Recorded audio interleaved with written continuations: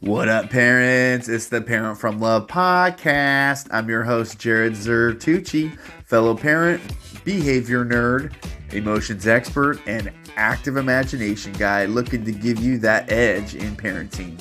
This is an oasis for parents who feel overwhelmed, burnt out, or just stuck. Parent from Love is that warm and open feeling we all have within us that allows us to make confident decisions on the fly while staying connected to our loved ones, all while the chaos ensues around us. The more we attend to this Parent from Love feeling, the easier it is to stay there when our loved ones push our buttons, flip our lids, or turn us into our parents. What? How do they do that? Warning, listening to this podcast may result in you becoming the cycle-breaking legend your family tree has been waiting for. Side effects include confidence, self-love, and aha moments. So just kick back, relax, take a nice deep breath in. Smile, you are unconditionally loved. And welcome to the Parent for Love podcast. Good to be here. This is my having the tiny caveman or teenage caveman emotion, and then we don't know what to do. So it's kind of like a an interesting thing that can happen, right? When our children are in that emotional state, then it's really important for us to have that um that emotional like co-regulation, so to speak. And that way, when we co-regulate, our heart rate slows down and it's easier said than done. I totally understand that. It's easier said than done. The more you practice it when there isn't chaos in the room, when there isn't your child who's having big emotions, the more likely that you're going to have it, you're going to be able to tap into it right then and there.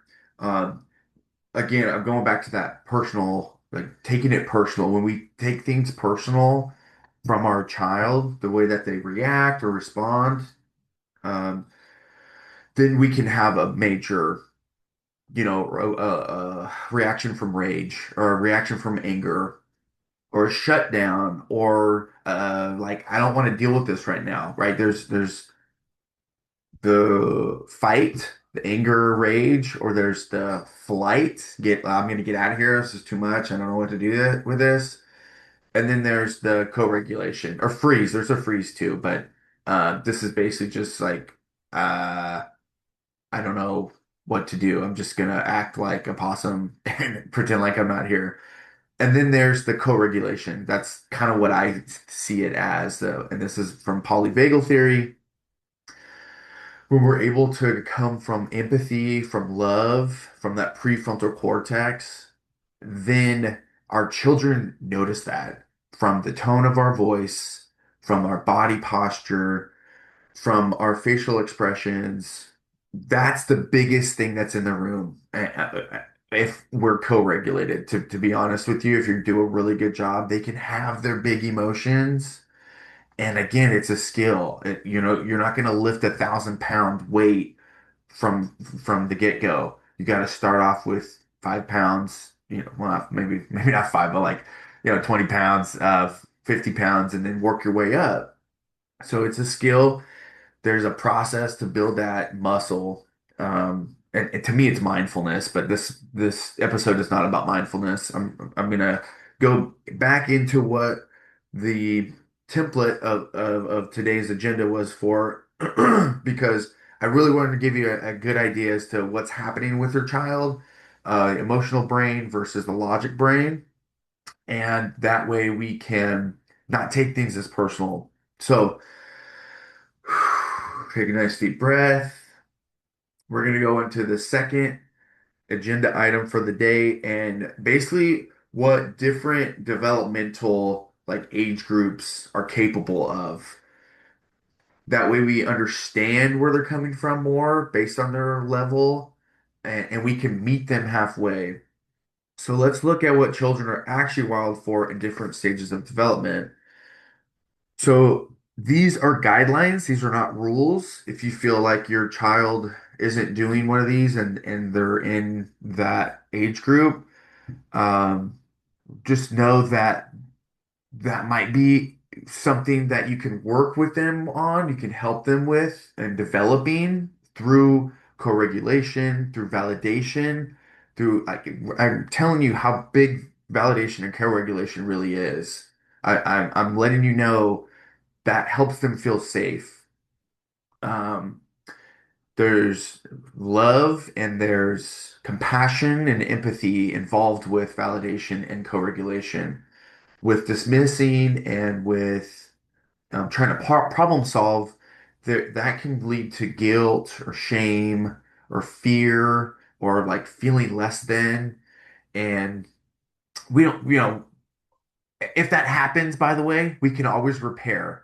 That's another thing that I really want to get across to parents. If we make mistakes because they happen, we want to be the model. We want to be the model of accountability. Hey, hon, I'm sorry. I flipped the lid. I had a long day at work today. I feel really tired and I messed up. I got really angry, and it's not because of you. Really letting them know it's not because of you. I'm having this thing that's happening right now. I love you, and I just want to let you know my bad.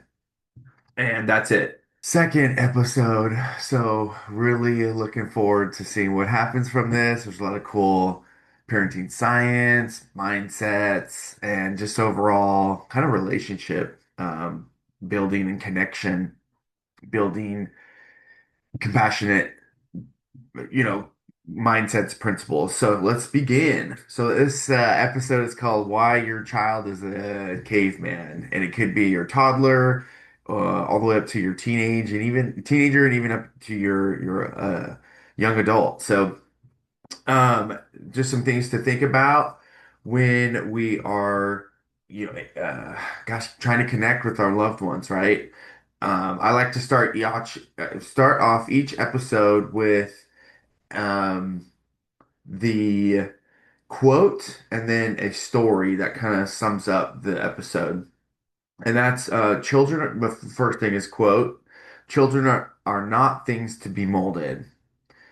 They are people to be unfolded. And that quote is by Jess Layer. Oh, hey, Mariah. So I'm on Facebook Live on my Parents Healing Parents Facebook group and also on LinkedIn. So you can look me up, Jerrod Zertucci on LinkedIn, and I have a live going on every Tuesday at 7 a.m. Mariah, what's going on? I got live. Oh man. Oh yeah, you got it. Yeah, let's do it, please. Okay, so. I want to welcome you to the Parent from Love podcast. This is for those parents who are stressed out, exhausted, confused, and sometimes just downright full of rage. We've all been there. Those parents that are willing to become more self-aware and present with themselves and their loved ones. If you've ever said, I sound just like my dad or just like my mom, and it scares me, I don't want to sound like that, you're in the right place. Here we trade guilt for growth, rage for regulation, and knee-jerk reactions for practical behavioral and emotional skills you can use right after each episode. So I'm Jerrod Zertucci. I'm a psychology nerd, a parent educator, and a fellow legacy creator. Good to have you here. Let's break those generations. Let's break the tongue twister. Let's break those generational cycles, huh? With purpose, with intention, and from love. So first off, I got a cool little story that I made. It's called Three Men and a Toddler. And yes, AI did help me, but I had the kind of general consensus of the general theme here. So the cracker catastrophe is what it's called. Not that kind of cracker, but the cracker that toddlers can get mad at. So let me tell you a story. It's super early in the morning. Kitchen is a battlefield, not because of spilled coffee or burnt toast, but because of a cracker. Boomer Grandpa Joe, oh sorry, Boomer Grandpa Boomer Bob is standing at the counter looking completely baffled, a saltine in each hand. All I did was break it in half, he says, bewildered, and on the floor, his granddaughter is sobbing like the world just ended. No, it's broken, she cries, clutching the two pieces like they betrayed her. Dad, Millennial Mike, walks in, takes one look, and sighs. Yeah, she wanted it whole. It's the whole rum cracker crisis thing again. From the corner of the room is the ancient elder, Sage. He chimes in. Ah, looks like she's downstairs in her brain, he says calmly. Downstairs? Boomer Bob asks. Sage nods. She's pure emotion right now. No logic, no reasoning. Think of her like a tiny caveman. When the cracker broke, her world broke. She's not being dramatic. Her brain literally doesn't have the wiring for perspective yet. Millennial Mike kneels beside his daughter. That cracker made you really upset, huh? You wanted it whole? I wish I could make it whole again, sweetie pie. She sniffles, nods, calms a little bit. Bob folds his arms. So what? We just validate feelings now? Is that what parenting is? Sage just smiles gently. Validation isn't coddling. It's how we guide them back upstairs to calm, to learning, to logic. You can't teach a drowning person to swim. Same thing with feelings. First we connect, then we guide. Mike hands her a new cracker, whole this time. She hugs it like a long lost treasure. Joe shakes his head. Still think would coddle too much, he grumbles. But you can still see the respect in his eyes. The same type of world-crushing emotions happen later in life too, in our teenage years and even through a young adulthood, right? Our brain is still developing even through our 20s. So there's five different scenarios that I can connect this to, even with a teenager. And you might have heard these before, or you might have said them before too. One of them is, "You ruined my life." Another quote is, "I hate how I look." You don't get it. How do you always criticize me? Why do you always criticize me? You don't care about me.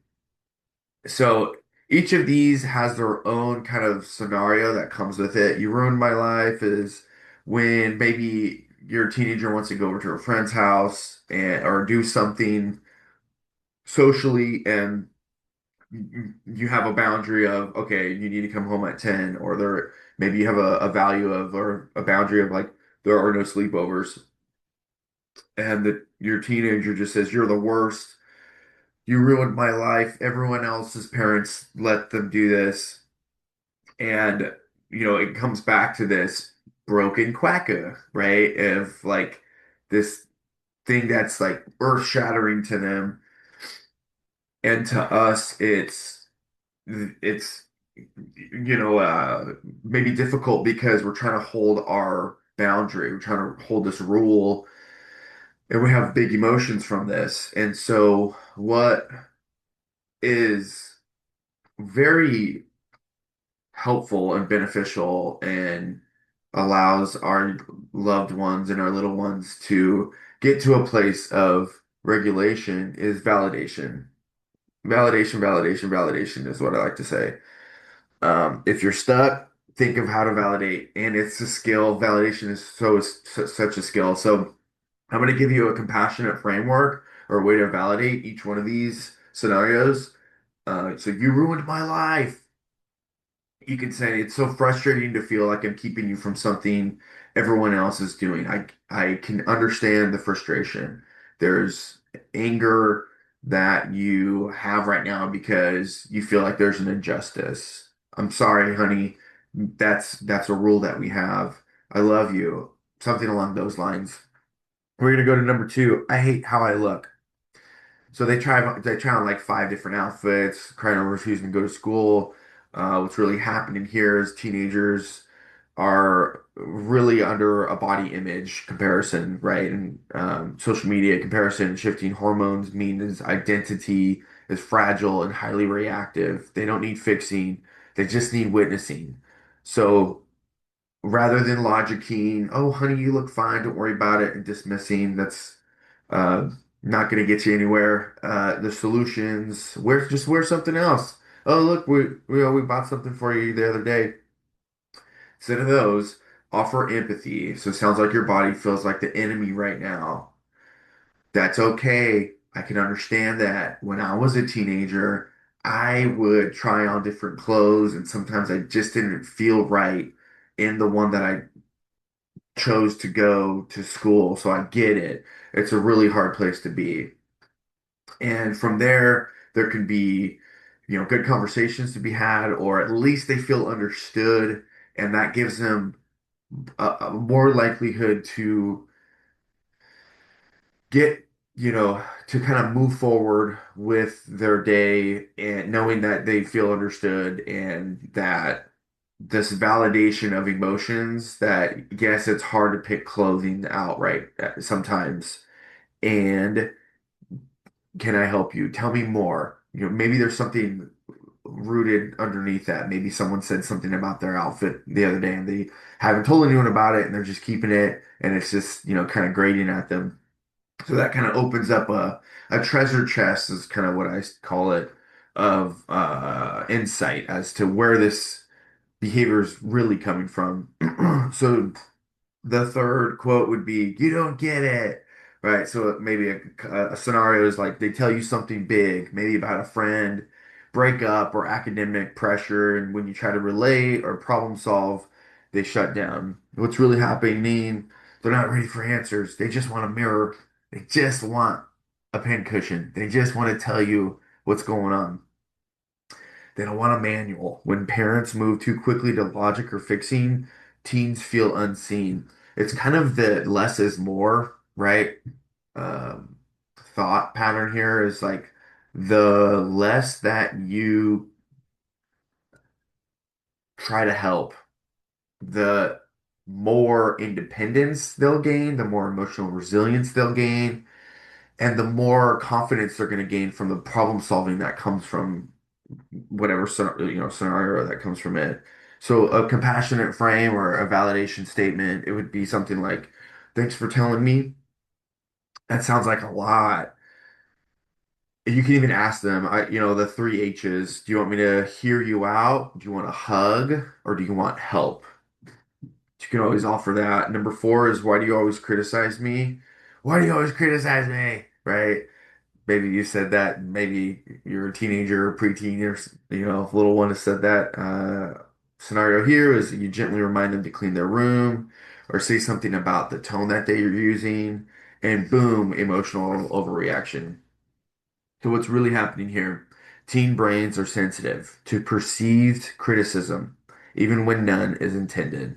Their internal voice is often already harsh and your input makes it even harsher and just confirms it and can really create more chaos inside of their minds and bodies. So, a compassionate frame to say, or like a validating statement would be, "I'm not trying to tear you down, sweetie. I know it might feel that way. I'm still learning how to talk to you in a way that lands with love. I love you, and I just want to let you know that I'm here for you and I want to know the academic pressure that you're under or the ins and outs of the friend breakup, right? Whatever the scenario is, just let them know, like meet them where they're at. Oh, that sounds like a big deal. Oh man, tell me more. That's a huge phrase. Hey, tell me more. If I don't know what to say, that's a lot of times can, keep that in my back pocket kind of deal. All right, fifth one, last one. You don't care about me, Mom. I saw you read my text and you didn't answer. You didn't call me back. I did this and you didn't do that. You don't care about me. You're on your phone all the time. You're texting. You're on the, you're talking to someone all the time. Teens are hypersensitive to social cues, including perceived rejection or abandonment. Their nervous system is primed for connection, and being ignored, even briefly, can feel like a deep wound. Their brain exaggerates the threat. I'm not important. I'm not safe. So, compassionate framing of this, like reframe or, validating statement could be, it felt like I didn't care when I didn't answer right away. I get where you're coming from. That you feel like I didn't care because I didn't answer you right away. That must have stung. Tell me more. You don't need to go into logic mode. You don't need to say, honey, this, I was busy doing this, I was busy doing that. If I bet you felt like I didn't care. I know what that feels like, and that stings. I get it. You can even call the emotion out if you feel like it. I bet you felt abandoned. I felt you bleh. I bet you felt rejected. And just those words and letting them land and sink in a little bit can help the process of, okay, that's what that is. All right. Now I know how that feels in my body, what thoughts come up in my body when I feel rejected, when I feel abandoned. And I'm talking about your team here, and also us, because that's a almost a universal fear, right? Abandon, rejection. It's deep in our evolutionary bones and in our programming. So those that's the story that I wanted to leave you off on. I know I kind of went into a little bit of education mode with the teens there, but I want to also give more scenarios so you don't think it's just a toddler who acts like a caveman sometimes. And like I think when I say caveman, I mean that there's no logic, there's no prefrontal cortex, right? Cavemans don't have that planning or that logic part of their brain. They're very reptilian-like, or like, you could even say like monkey-like. So that's what I mean that when I say caveman. All right. So, do you ever feel like your kid is totally irrational? Like the emotion doesn't fit the situation? Screaming about socks, bananas weren't cut right, there's broken quackers, it's broken. That's because their brain is primitive at that time. Today, we're talking about brain development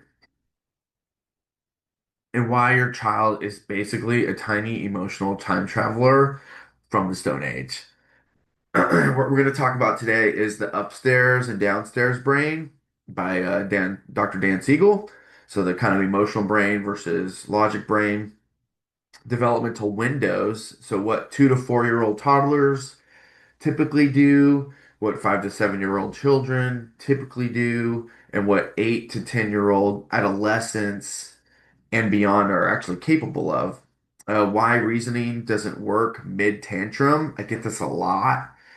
Men and female, men and women love to logic right in the middle of a tantrum. And through my experience, 12 years in the home with kiddos and I've done logic keen, and I just know that it's one ear and out the other. No one's listening to you. Even your dysregulated spouse, they're just not ready for that type of conversation yet when they're dysregulated. So I'm going to go over the science on that. So when their lid is flipped, logic is on vacation, right? And then the fourth thing we're going to go over today is validation versus discipline. Why I hear you helps more than stop it right now. So that's really the biggest thing that I want to get across to you is how much validation really works, especially when you feel like your teens or kiddos' emotions don't match a situation to our standards. Also, what I want to say is emotions, you can't agree or disagree on emotions. They just are. And in the moment, you may feel like it's not that big of a deal. What is going on? I don't understand why you're so reactive over this small thing to you. Now, to them, it doesn't, they don't see that. They're not having their prefrontal cortex open yet. So it's like logicking won't do anything. And also, they will not really learn anything at that point. So if you're trying to go into learning mode, teaching mode, it's not going to go anywhere. I'm going to tell you what to do instead because it will cut down the tantrum, the duration of it by a lot, maybe by half. I don't really know. There's not too much science on this yet, but I felt it many times. What I used to do versus what I do now. Oh my gosh, I- I'm saying this stuff because it works. It worked for me. I hear parents when they're using it, it works for them.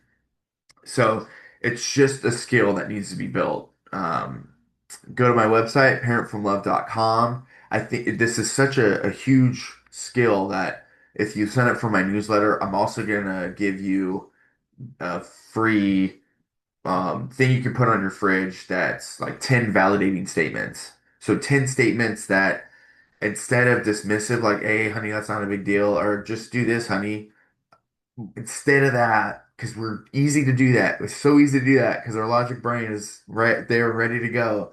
We have to go into our emotional brain and really actually mirror the expressions that are being had. So if your kiddo's like angry about something, oh, that does sound angry. Oh my gosh, that sounds frustrating. If they're sad, I'm sorry, honey. Kind of what they're giving you face wise is, and even body language wise, is what is a good idea to mirror so they feel even more understood.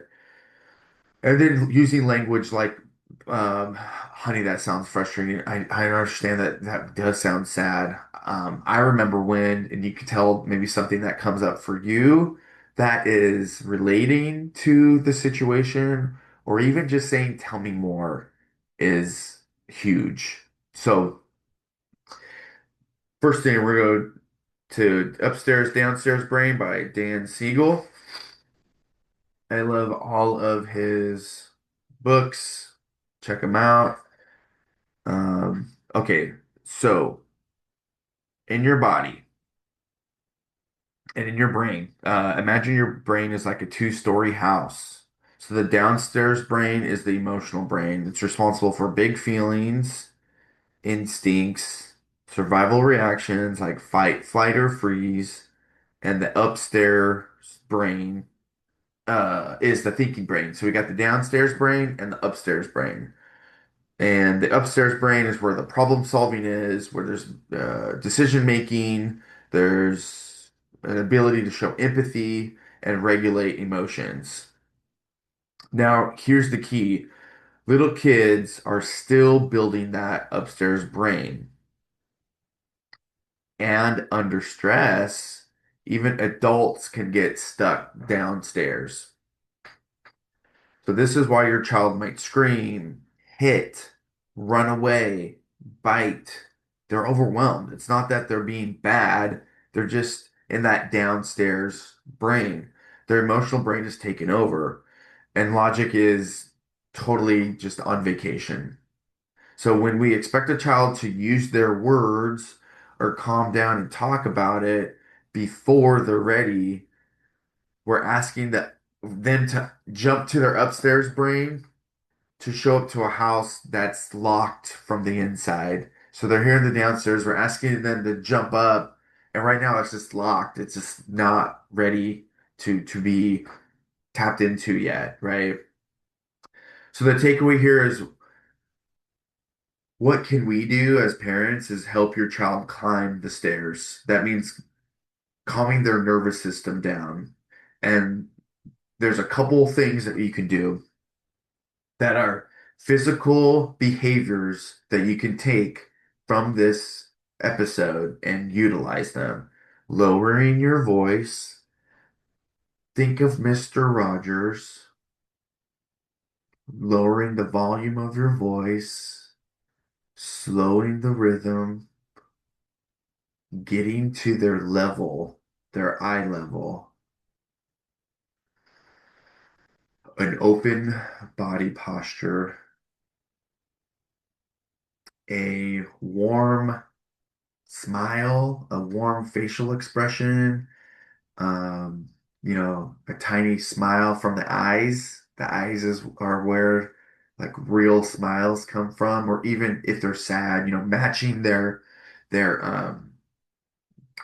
matching their facial expressions actually is more along the lines of what we want to do in that instance, and connecting with them facial wise and body posture wise.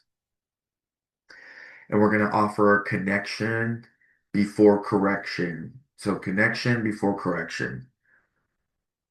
Once they're calm and reconnected, then their upstairs brain opens up and unlocks. And that's when learning and reasoning can happen. So, coming back to the age developmental milestones. So, we got 2 to 4, 5 to 7, and 8 to 10. So, for ages from 2 to 4, toddlers, these kiddos are in emotional overload mode most of the time. Their prefrontal cortex, the part that manages impulse control, logic, and empathy, is just beginning to develop. Like if it was a room, like a downstairs room, right? We're calling that the downstairs brain. It's like they're just now getting the flooring in. Expect tantrums. Expect no. Expect them to fall apart when the blue cup is dirty or when the cracker is broken, right? Or when they didn't get the correct banana slice. So just know that that's possible and it's not on you. It's not because you are a bad parent and you don't know anything about your child. Why didn't you know this about the bananas or cups? It has everything to do with they do not have the wiring for that yet, unfortunately. And that's just how it is. That's just how it is. What they can do is feel big emotions. They can imitate behaviors, right? And they learn through play and repetition.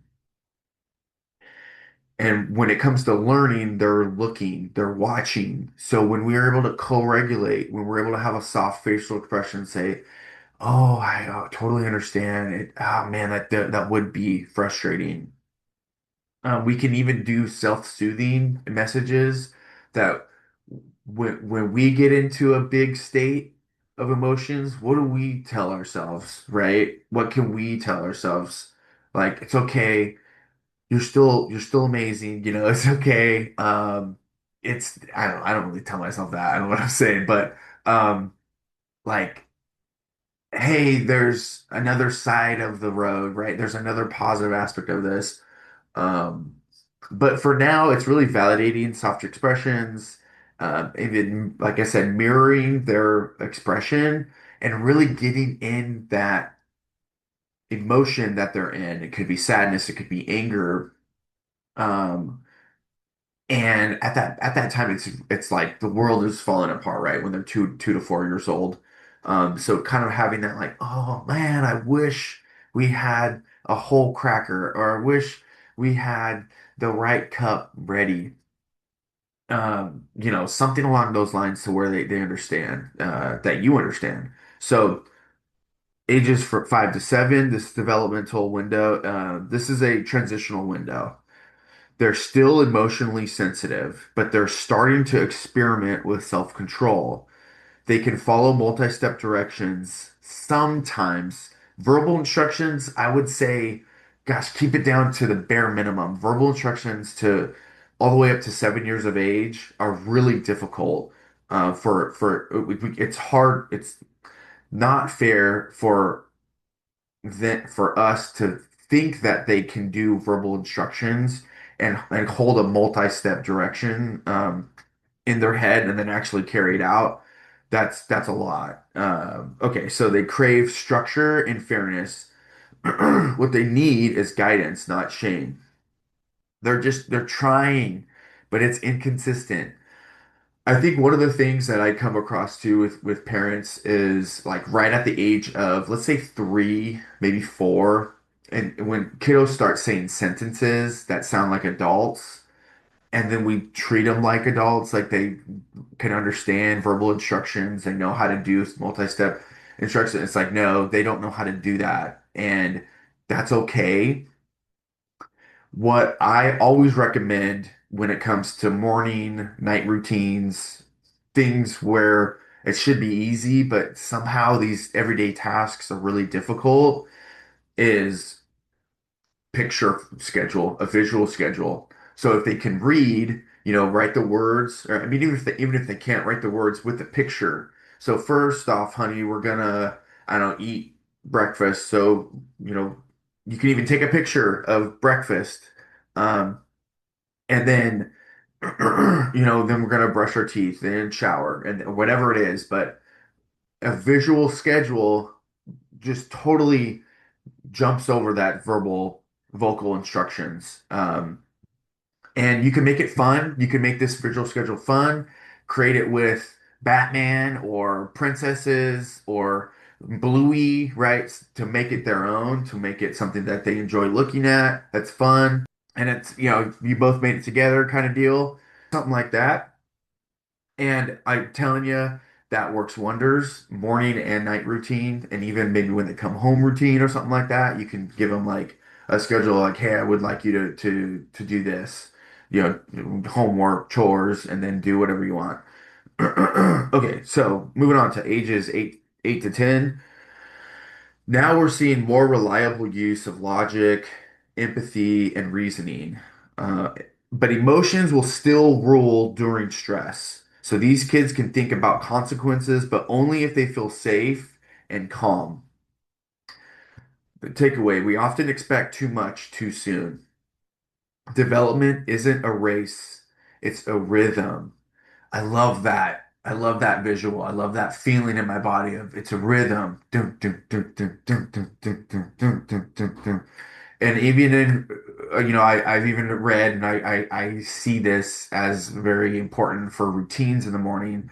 It's not a morning routine, it's a morning rhythm. It's a night rhythm, right? If you can make it a rhythm, like, based on time or not even based on time, you can even play music in the background or sing along because that creates calm, that creates safety in the body. And teens even like music, right? I mean, who doesn't like music? And as long as it's not cheesy or it's something that they like rocking out to, that can really create a, a house of fun and joy and maybe distraction, but it'll be like development boosting distraction, if that makes sense.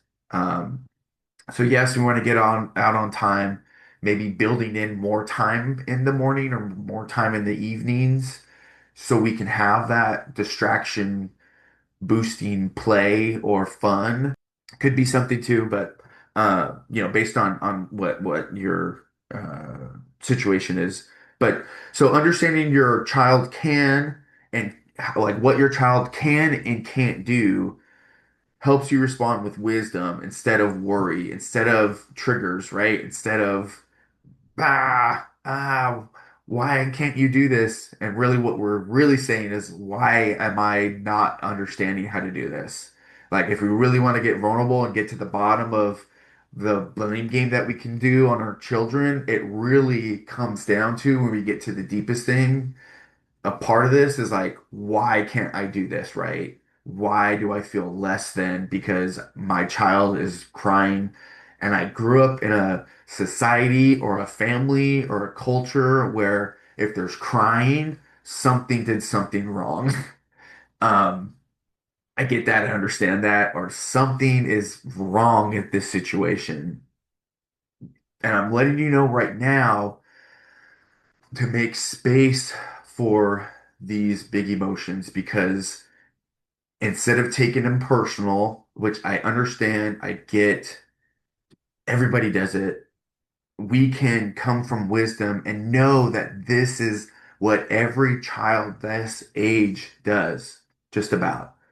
This is something that a healthy, I gotta say it again, a healthy toddler, a healthy adolescent does. This is what healthy adolescents do. There's nothing wrong with big emotions. The way that we validate and the way that we co-regulate with them and be that compassionate, loving presence, right? Parenting from love can really help them with said scenario. Okay, so number three on our agenda today is why reasoning doesn't work mid tantrum. I see this a lot, and I used to do it too, so I totally understand. Their lid is flipped and logic is just on vacation. Okay. So let's go back to the brain for a second. When your child is mid tantrum, their nervous system is in a state of threat, whether it be for a cup or a banana not being cut right, or, you know, gosh, you ruined my life, kind of teenager quotes, or, gosh, Johnny doesn't love me anymore, or whatever it is. The stress that is overcoming their body and their brain is is all internal and external input is not, it's locked out. It's not coming in. So when they're in that state of threat, their stress hormones like cortisol and adrenaline are flooding their bodies. It's basically like, oh my gosh, there's a tiger. Oh my gosh, there's a lion in my presence. What the F do I do? What? Um, so it's a great survival mechanism. However, when it's not a life or death threat, then it can kind of wreak havoc on their logic part of the brain, the part that actually learns and soaks up material, soaks up lessons. So again, the logical part of the brain is offline, they're like fully unplugged. So no one, not a child or an adult, right? In this state, a child or an adult can listen, reason, or learn when they're overwhelmed. It's like trying to teach someone how to swim when they're drowning. It doesn't work. When a child is melting down, what they need first is safety.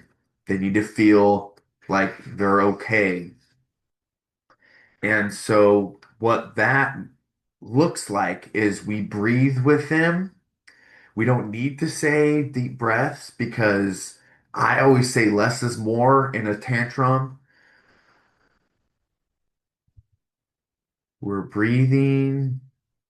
We can ask them if they want a hug. Not everybody in mid tantrum likes a hug. It really depends not only on the individual, but the amount of hormones, the amount of, cortisol, adrenaline are kind of coming through their bodies, like whether or not they feel safe to be touched or not. So you can ask them. Like I said earlier, speak slowly, speak softly. That will really help with co-regulation. These are behaviors that co-regulation kind of are synonymous with, to be honest, right? You kind of want to slow our heart rate down, get to their level, open our body posture, and have a either a soft facial expression or you're matching their facial expression. And then using calming words, simple ones like, I'm here, you're safe, I'm here, I love you, tell me what's happening. If they're, sometimes when they're dysregulated, they might just like spout out blah blah blah blah blah. They might even call you a name or two. Just let you know, like that's normal. It's okay. Whenever they do tell you something out of escalation mode, know that it's not their true self talking. It's not their core part of them, who they really are talking.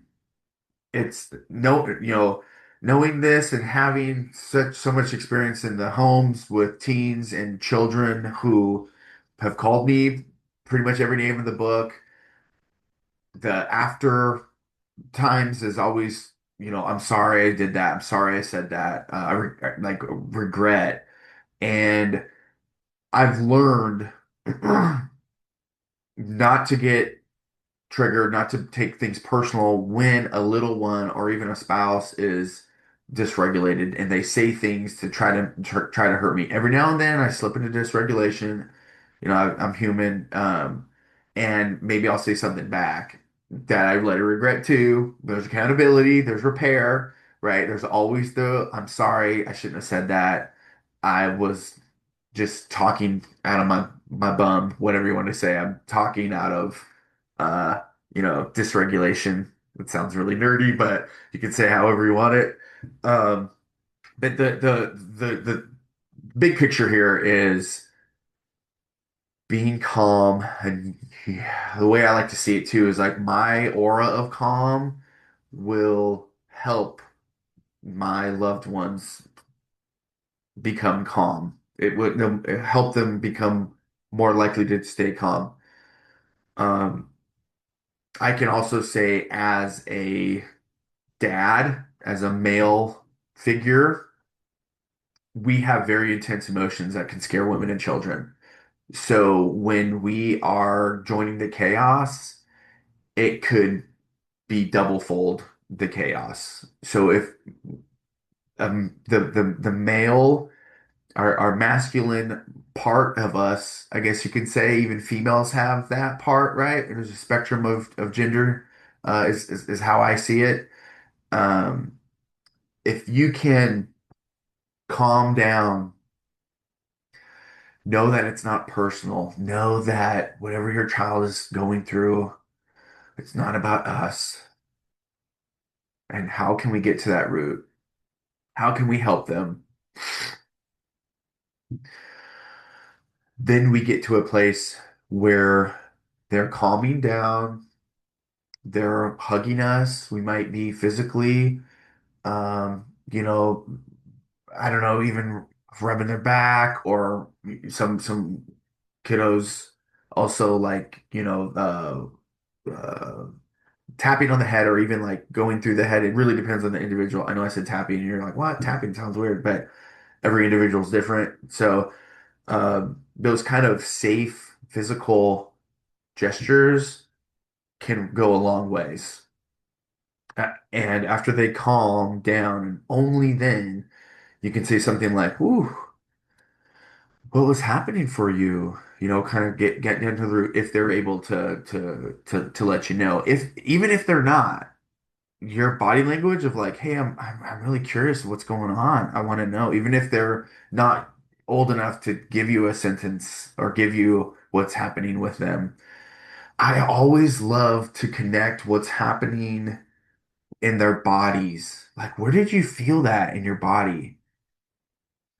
Somewhere down the line, a lot of adults, me included, we got disconnected from our head to our bodies as a safety mechanism, as a survival mechanism.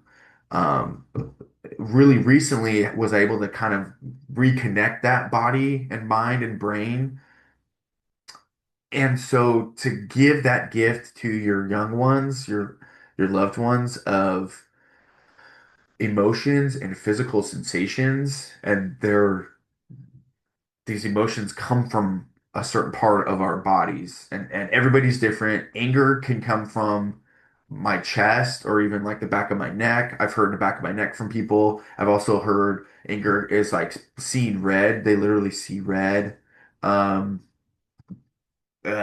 sadness comes from maybe the throat or even shoulders kind of slumps down, right? Shoulders have a lot of emotional capacity to hold too. So anger could be, tightened up, or stress could be like tightening up, kind of that lower neck, and then shoulders as well. So anyways, or butterflies in the stomach, the gut has a lot of emotion in it. It's the second brain, you could say. The The GI, gastrointestinal system, is like a second brain for us. So if there's any tightness or discomfort in the gut, ask them. And if there's a color that it sounds like or it looks like, excuse me, what is it? If there's a superhero character or an enemy that it looks like or sounds like, what is it?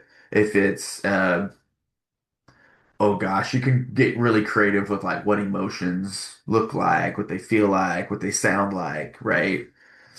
And the more that we can give the gift of naming our emotions to the physical sensations in our body to tame it, name it to tame it, when we can give that gift to our young ones of that three link connection, what's the name of this Actually, first it goes with the physical sensation. What's the physical sensation that's happening? Maybe even what are the thoughts that are connected to it, right? What's the emotion called anger, sadness, grief, I don't know, even happiness, shoot, joy. And then the last part is to tame it. Then we can really know, like, oh, that's all this is. Oh, this is just an emotion. Oh, this is just uncomfort. This is just uncomfortable, right? And this is why. This is where these thoughts are coming from because I'm angry or I'm overwhelmed or I'm stressed. This is where these negative thoughts or catastrophizing thoughts are coming from. Okay, so you can also offer, going back to the situation, next time you feel that mad, can we do that together? Right? Like next time you are this emotion, um, I'm here for you. Can we do this together? Basically, like you're safe, you're loved. What's happening? I want to help. And it's when we're co-regulated, right? It's when we're calm. That's when we're able to do these things. So, Parent from Love, the name of the podcast, you go to parentfromlove.com too to find out more about what my, um, what would you call that? Approach is, I guess. And, parenting from love, parenting from this space from the heart, from the prefrontal cortex that really connects to your child's brains and minds and nervous system in a way that you always feel connected, or most of the time connected. If not, you always repair, no problem, no biggie. You can always say sorry and take accountability for exactly what you did, exactly why, maybe why you, like your best guess as to why, I would say. And leave it at that. There's nothing about asking for their repair. There's nothing like that. You're just holding yourself accountable. You're modeling that to them. Okay. Next time you feel stuck in the tantrum tornado, remember your child's not being a problem. They're having a problem. Their emotions are there to help them thrive in life. Their emotions are there because they don't feel safe and there's a flag telling them, "Hey, I need help. Hey, I need something. I don't know what it is," because their little bodies and minds don't know yet. We have to help them out with that. And we can use our best mommy and daddy intuition to get to that point. And the more that we can have them have a big emotion, we're that safe harbor for them, we're that anchor for them, we're able to, help them get to a regulated state, the more that they open up and the more that they're going to let us know the deeper root of what's happening. Maybe something happened at school the other day. Maybe something happened with a friend, you know, hours earlier. Maybe they just didn't wake up very happy. Maybe they had a bad dream. Maybe they had a nightmare, right? We don't really know. Um, the more that we can be that safe harbor, be that have that co-regulation and validate their experience. We do not have to agree with it. Validation is not agreement. It's simply understanding their experience. Cool. The fourth agenda item, we've got about 3 minutes left here. Validation versus discipline. Why I hear you helps more than stop it right now. So often. when kids are upset or acting out, our instinct is to just shut it down. Stop it. That's enough. You're fine. But here's the thing, when a child's feelings are dismissed, their brain doesn't calm down. It amps up. It feels like it's even more not safe. So validation, again, isn't agreeing with their behavior. It's not agreeing or making it okay for their emotions or behaviors. It's not saying that it's okay. It's saying their feelings are real. It's saying, I understand your experience. So try this. There's a couple of different ways you can say. So instead of stop crying, it's just a toy. Say, I, excuse me. Say, I see you're really upset. That toy is really important to you. That moment of being seen soothes their nervous system. It tells your child you're safe. I get you. And then they're more likely to listen. This is when kind of an older generation or maybe older belief systems that we grew up with can say, that's coddling. What? That doesn't sound right. That's not what I want to do because it doesn't stop the behavior from occurring in the future. Yes, it does. First of all, this is definitely the way for this behavior to be less likely to occur in the future. You know why? Because when they're in this emotion, they want to feel understood. They want this emotion to feel like they've expressed it out as much as they can, and there's nothing left to express. When that occurs, and it can really only happen through co-regulation and validation, we want to get the flow of whatever emotion out. Okay, so think of it maybe like water, every ounce of liquid out. If we stop that liquid, that it just builds up inside. It just builds up inside. And then, I mean, you've heard of, people just flipping a lid because they've held so much inside because they've been told to stop it all the time throughout their life, possibly whether it be directly or indirectly, right? I can speak personally. I know that I have friends and family growing up that if I were to cry, I'd be a weirdo. I would just be cast aside and be like, okay, you deal with that. I don't want to be around that. And what does that do? I don't want to be cast aside. I want to be part of everything. So if I needed to cry, I sucked it in. I could suck it in real quick. I have a pinch of I can pinch that garden hose super quick.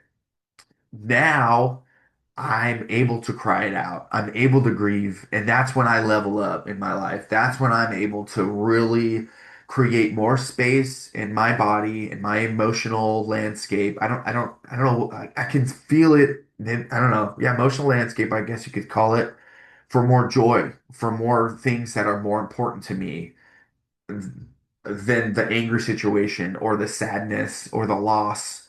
Um, and I keep the wisdom. I don't forget about the loss or the angry situation or the injustice. I don't forget about it, but I create it. It's no longer in my body. It's now wisdom. There's a process to that I've been through that I get to take parents through, and it's amazing. It's beautiful. Going back to what we're talking about, so now let's be clear. Validation doesn't mean no boundaries. You can still say, I won't let you hit, but I can see you're really frustrated. That's where connection meets discipline, and it works better than yelling ever will. It works better than dismissing or just saying, stop it, ever will. Takeaway. Validation builds trust. Discipline sets limits. You need both. But validation is what makes discipline effective. Let me say that again. Validation builds trust. I can come to you, parent. You can be my safe harbor. You can be the person that I can come to with big emotions, with big drama in my life. Discipline sets limits. Honey, we can't do this right now. This is a house rule, or there's no hitting, or but I see that you're frustrated, right? So you can have both of them. This is a house rule. This is a boundary. This is a value. And I see that you're frustrated, or I see that you're sad, you're bummed out, you're embarrassed, you're humiliated because you can't do this and everyone else is doing it, whatever it may be. I'm kind of thinking like a teenager. But basically, discipline and validation, you need both. So next time you're tempted to shut it down, pause and just think, I hear you, I'm with you, I love you, I hear you, I understand you. I see that you're frustrated. I see that you're sad. You might be amazed at how quickly things shift. When I first validated, when I first was able to co-regulate, it was amazing. Rather than saying, "Ah, that's no big deal, don't worry about that," and saying, "Oh, yeah, man, I hate it when that happens. I don't like it when that happens too. Tell me more." Then it opens this whole cascade of dialogue that's amazing. So, I mean, depending on the age of your kiddo, right, of the young one you're connecting with. So try this at home. Okay, I love these. This is an activity I'm going to do every episode. An activity that you can do at home. The first one, the last episode was the "I love you" episode. Like, what is love? And I want to like reiterate that one because it's really helpful. And that is saying I love you to yourself in the mirror, and then also saying I love you to your loved ones. It could be through a text, it could be verbally, but saying that every day really helps too. So next time your kid loses it, pause and say to yourself, what would a caveman want right now? Safety, food, maybe freedom, right? Autonomy. Use this as a game to decode the need, not the behavior. Another try this at home activity is snack plus snuggle equals sanity. So before giving instructions or talking after a meltdown, offer a snack, which is the universal bid for connection, right? Offer a snack and a snuggle. It's the prehistoric parenting reset button. So brains are wild, right? Especially the small growing ones. Next time we're talking about how your brain and theirs actually sync up. Sometimes beautifully and sometimes not so much. So that's next episode. Thank you so much for watching this one. Thank you very much. I'll see you next time. Have a great day. Don't forget to say I love you to your loved ones. Bye. Thank you for listening to the Parent from Love podcast. I hope you found this time to be fun, lightening, and a nice respite from your day. Take a nice big inhale in, hold at the top, and release it nice and slowly. Feel free to visit parentfromlove.com and see what interests you. Join our community on Facebook. It's called Parent from Love. You can also check out our course.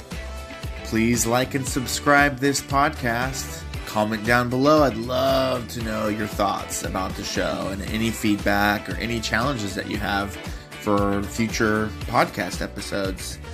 And don't forget, smile. You are unconditionally loved.